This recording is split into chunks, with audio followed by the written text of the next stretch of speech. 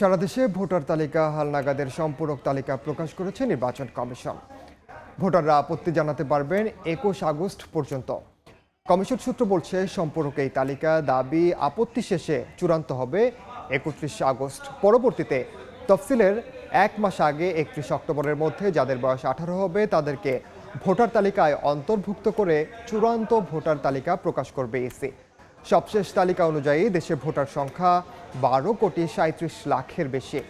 একই সঙ্গে আজই শেষ হচ্ছে সংসদীয় আসনের সীমানা নির্ধারণে আপিলের শেষ সময়। এছাড়া দেশীয় পর্যবেক্ষকদের নিবন্ধনের আবেদনের শেষ সময় আজ।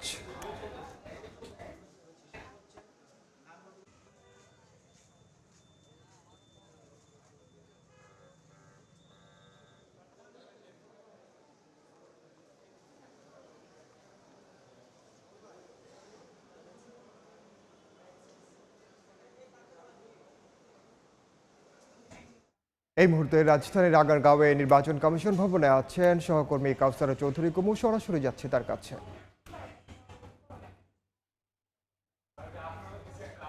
খসড়া প্রকাশ করেছে আজ, মানে বাড়ি বাড়ি গিয়ে যেসব বাদ পড়া ভোটার ছিল সেসব ভোটার তালিকার যে সম্পূরক তালিকা, সেই সম্পূরক তালিকা প্রকাশ করেছে নির্বাচন কমিশন। যদিও ২রা মার্চ প্রথমেই এই বছরের যে ভোটার তালিকা সেটি প্রকাশ করা হয়েছিল। এরপরে বাড়ি বাড়ি গিয়ে হালনাগাদ করে নির্বাচন কমিশন। বিশেষ করে যারা বাদ পড়েছিল, যারা অতীতে ভোটার হয়নি, ১৮ বছর বয়স হওয়া সত্ত্বেও যারা ভোটার হননি এবং অনেক আগে যারা ১৮ বছর পার করেছেন তারাও ভোটার হননি, এসব মানুষের বিশেষ করে তালিকা বাড়ি বাড়ি গিয়ে তাদের সম্পৃক্ত করেছে এবং সম্পূরক তালিকা হিসেবে সেই তালিকা প্রকাশ করলো নির্বাচন কমিশন।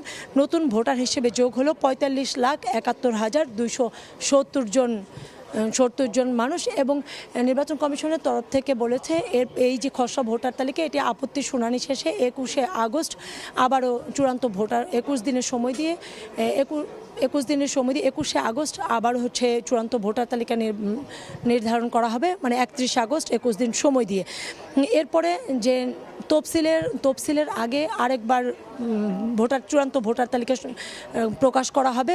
যারা বিশেষ করে ৩১শে অক্টোবর পর্যন্ত যাদের বয়স ১৮ হবে তারা নতুন ভোটার তালিকায় সম্পৃক্ত হতে পারবেন। অর্থাৎ তরুণ ভোটারদেরকে এবারে ভোটে অংশ নিতেই ভোটার তালিকা আইনে পরিবর্তন আনে কমিশন এবং এই আইন অনুযায়ী তফসিলের ১ মাস আগে পর্যন্ত নতুন যারা ভোটার তালিকায় অন্তর্ভুক্ত হবে তারা এবারের ভোট দিতে পারবেন। অর্থাৎ ত্রয়োদশ জাতীয় সংসদ নির্বাচনে তারা ভোট দিতে পারবেন। কারণ এই ভোটার তালিকা নিয়েই মূলত নানা রকমের আপত্তি ছিল। এই আপত্তি দূর করতে এবং মানুষের সব কিছুর ঊর্ধ্বে রাখতেই ভোটার তালিকা নতুনভাবে সংশোধন করেছে নির্বাচন কমিশন।